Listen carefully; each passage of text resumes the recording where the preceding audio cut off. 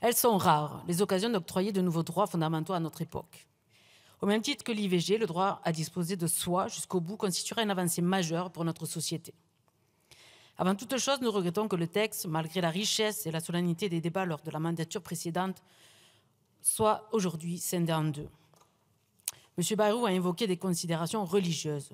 Or, la foi, aussi respectable soit-elle, elle serait fondée la loi de notre République laïque. Quoi qu'il en soit, nous refusons la division artificielle de l'enjeu de la fin de vie digne et choisie, qui doit être perçue comme un tout cohérent, du diagnostic au dernier souffle, de l'information du droit des patients à l'accompagnement des proches. Nous avons tenu à maintenir corrélés les sujets de soins palliatifs et celui de l'accès à l'aide à mourir. Tout au long de l'examen en commission, nous avons été guidés par le principe d'une République sociale et solidaire et de dignité humaine. Notre boussole, la liberté de disposer de soi et la volonté souveraine du patient. Sur la partie relative aux soins palliatifs, nous saluons un texte adopté à l'unanimité en commission. Notre groupe a contribué à élargir l'accès au plan personnalisé d'accompagnement, acter la création de diplômes spécialisés en soins palliatifs et d'accompagnement, limiter les dépassements d'honoraires, exclure le profit privé de toute future maison d'accompagnement qui devront être déployées sur tout le territoire et renforcer l'effectivité du droit à la sédation profonde et continue via une stratégie décennale territorialisée que nous espérons voir évaluer chaque année. L'aide à mourir suscite plus de débats.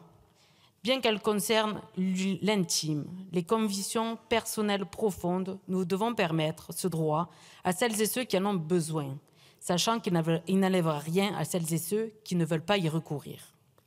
Je veux m'adresser ici aux progressistes, mais avant, est-il nécessaire de faire taire certaines craintes? Jamais notre groupe parlementaire ne cautionnera un système qui met un terme à la vie des personnes considérées indésirables par un système capitaliste et autoritaire. Jamais il ne tolérera que l'on se résigne à mourir faute de soins ou de structures adaptées. Nous défendons l'augmentation des moyens pour la santé publique et les hôpitaux lors du PLFSS. Jamais il ne se résoudra à ce que la loi permette de se débarrasser de ses aînés, des personnes en situation de grave maladie ou de handicap.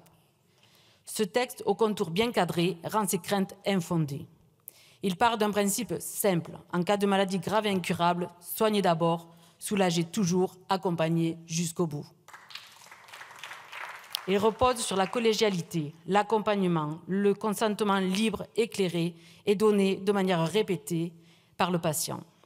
Mais la société a aussi compris que malgré l'évolution de la médecine, celle-ci ne parvient pas toujours à soulager certaines souffrances.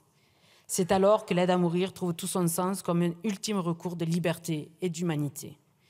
Elle est une issue, elle est un soulagement, elle est un ultime soin. Comme beaucoup d'entre vous, j'ai connu dans ma propre famille la dégradation irréversible, le maintien en vie sans consentement, dans la douleur, parfois sans conscience. Je pense ici à celles et ceux qui, atteints de maladies neurodégénératives ou évolutives graves, doivent s'exiler, s'ils en ont les moyens, pour avoir une fin de vie digne.